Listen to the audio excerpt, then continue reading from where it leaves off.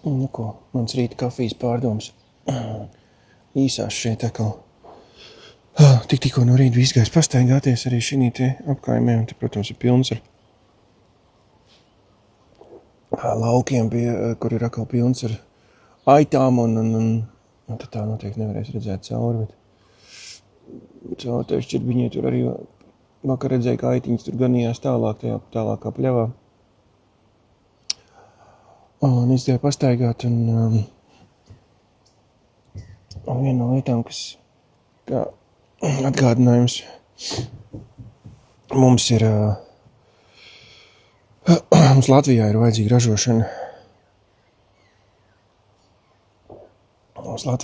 ražošana. Un tas nenozīmē, ka ir kaut kāda mega rūpniecība. Bet ir jābūt pievienotai vērtībai, ir jābūt kaut kam tādam, kas aug, citreiz tas var būt burtiski, un mūsu gadījumā arī Latvijā. Viens no mūsu ekonomikas balstiem ir, protams, meži. Bet kaut kas aug. Tās var būt arī mazāks kaut kādas agrikultūra, kaut kāda, tad respektīvi, es atceros savā laikā man bija maģistrs biežravēšanā, jā. Kad, atceries, mums bija cukurfabrikas un tādas lietas. Viņas var kādreiz šķist arhaisks un tā tālāk, bet ražošanai ir milzīga nozīme. Jo tas es tevis kaut ko atstāju vairāk nekā vienkārši, ka tu tur esi. Piemēram, arī šeit Jaunzēlandē, jā, viņi ir smuki un visi forši, bet viens no milzīgiem arī ekonomikas balstiem, viņiem ir šī aitkopība, lopkopība. To, ka kaut kas aug. Viņiem aug kivī, viņiem aug daudz kas aug. Bet vairāk man iekrita acīs, es tā gāju pa ceļu un skatījos tās aitas. Šis tāds arī reģions, kur tās aitkopības lietas ir ļoti biezā slānī. Tiek ražots. Jā, mēs varam arī kaut kādu daļu no tā visa iekustināt, tur vienkārši tirdzniecību kaut ko vedot iekšā, tirgojot tā, bet daudz vairāk mēs to izdarīsim priekš mūsu valsts ekonomikas, ja mēs radīsim risinājumu, kā mēs vedam uz āru. Pie kā viss šis pārdomu moments pie tā, kad pirmkārtām pašiem sēdēt un domāt idejas un uzdrošināties, jūs vienkārši būt, bet ražot, līdzīgi kā tagad, kas ir pēdējās 5 gadus izteikts masu sadrumstalotības elements, tas ir patērētājs pretstatā ar radītāju.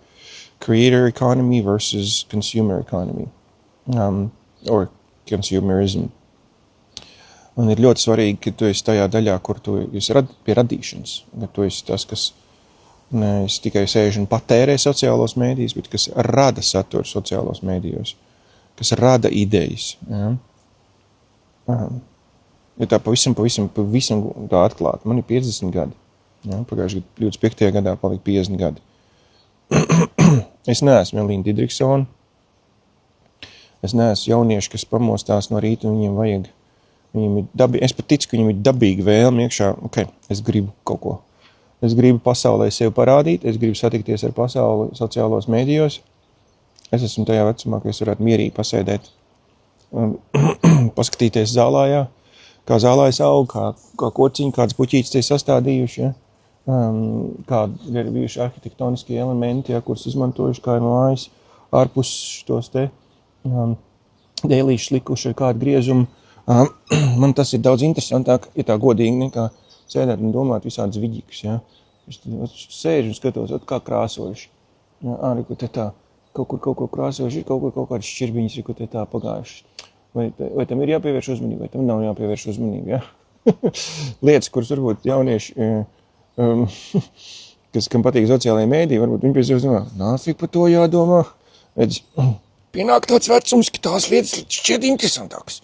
Ja? Sēdēt un domāt par šādiem te logiem, ja? Kāpēc kā angļu stilu logiem, ja? Ka viņi iet uz augšu, uz leju šitā te smuku un domāt par to, Latvijā tāds varētu ielikt, vai nevarētu ielikt. Laikam nevarētu ielikt, jo redz, mums ir rodi. Tad tie līdīs tur iekšā tā. Kā es varētu pielikt vēl vienu sieti priekšā, bet vienmēr laikā, ka man ir tāds. Un tā, bet tur ir viens tīkli, tie ir vēsturiskie. Mums tomēr ir ziemas. Un tā, mums vajadzētu tad arī iekšēji. Nu, man daudz interesantāk ir domāt tādas lietas, ja. Nevis par to, kā es varētu taisīt kaut kādas viģikas. Es šodien izgāju pastaigāt, es 2 reklāmas jau ierakstīju. Es esmu Jaunzēlandē. Latvijā šobrīd man puika, pirms stundas sazinājos, puika šķūrē sniegu, ja, tā sniega vētra, kas bija tagad. Es varētu vienkārši sēdēt un izbaudīt to, ka man ir šodien šorīt tāds pavēsāks, 11 grādi, te bija, dabūju uzvilkt pat hudī, bet es tā vietā es sēžu un domāju par to, lai es neatpalieku, un nevis aiz bailēm, bet aiz atbildības, lai es neatpalieku no tā, kas notiek biznesā, no tā, kas notiek sabiedrībā, kas ir tie instrumenti un tās svīris, kas ietekmē. Un domāju, viņas viss sanāk, es no rīta ierakstīju 2 reklāmas, man nemazākās nojausmas, kur aizies, kur neaizies. Saturu arī ierakstīju reiz, staigājot, un tur pat laikā arī pastaigāju. Nebija tā, ka es visu laiku eju un smadzeņu pods kūp no tā, ka jāražo saturs. Nē, es arī pastaigāju. Es izbaudīju gan to, bet es pieeju tam ar atbildību, ka es saprotu, tuvojoties 60 gadus slieksnim, 65 gadu un 70 gadus slieksnim, man vēl mazāk gribēsies cīnīties ar jaunajiem un noturēt savu vietu zem saules. Jā, man ir milzīga priekšrocība. Man ir organisms uzbūvēts biznesā, un jaunie, kas sāk un kas grib atņemt daļu no man pierādziņa, ja, no tirgus daļas, ja. Viņam ir bišķiņ pret straumu lietas, ja, tādā ziņā mums vecajiem bukiem, kas mēs esam pastrādājuši savā nozarē, mums ir zinām atpazīstamība, zinām pieredze, mums neviļas, nevis pēc, ka mums ir labākais piedāvājums. Un mēs esam šiverīgākie, mums ir priekšrocība tajā, ka mēs vienkārši esam tirgu ilgāk bijuši.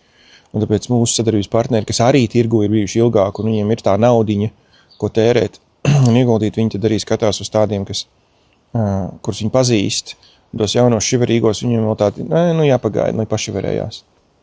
Un tas ir tāds, bet tas viens no elementiem, kas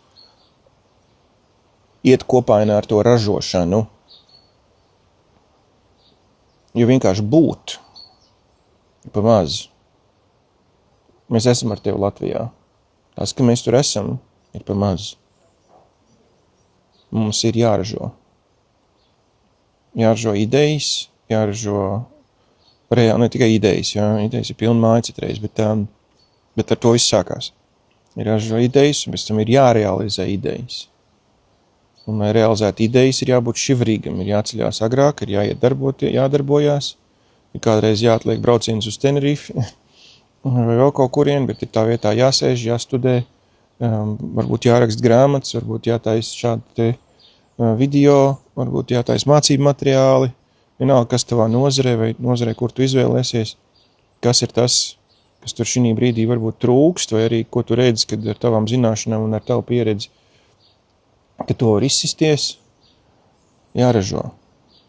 Arī šeit, šitā māja, ja, ko es, ir skaistums, koloniālais brīnums. Viņa, viss šis megadārs un arī arhitektoniski un viss, kas te ir sataisīts un kādi koki ir izmantoti grīdas dēļos un kādi koki tās dārzā ir izauguši. Ja? Tas viss nav iespējams tikai no šī te, 800-900 kvadrātmetru pleķīši, ja? Kur tas dārs, labi, paņemsim kaut 1000 kvadrātmetru.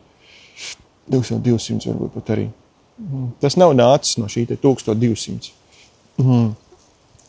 Šis viss ir nācis kā rezultāts tai aitu fermai, kas šeit pat tās blakus, ja, tiem laukiem.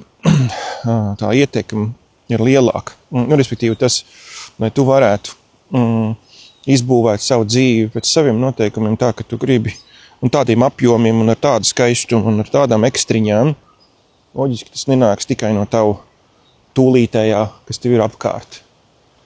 Tas nāks no daudz plašākas tavas ietekmes. Ja? Ir fakts, kad es esmu šeit, Jaunzēlandē, jau 12. reizi. Es parādīšu, ka reizes arī šos te. Ku ganās šašliks. Kā es viņu mīļi sauc.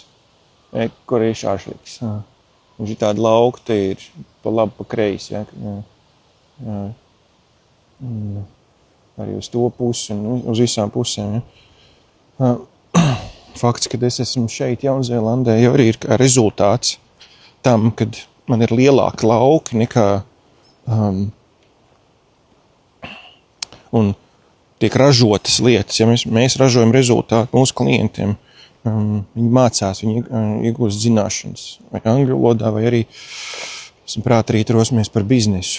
Un dēļ tās ietekmes, kas iet pāri mūsu fiziskai mazai lokācijai Liepājai, dēļ tās ietekmes tad arī ir tas rezultāts, dēļ kur var atļauties arī kaut kur aizbraukt tālāk un izbaudīt daudz ko lielāku un citādāku. Par ražošanu. Es šito esmu teicis jau vairākas reizes šogad, bet pēdējā gada laikā es turpināšu par to runāt, bet jāiet un jāražo. Spēj nopietni. Jo no būšanas vieni pa īsu. Lai izdodas, lai sanāk. Un tiekamies rīt.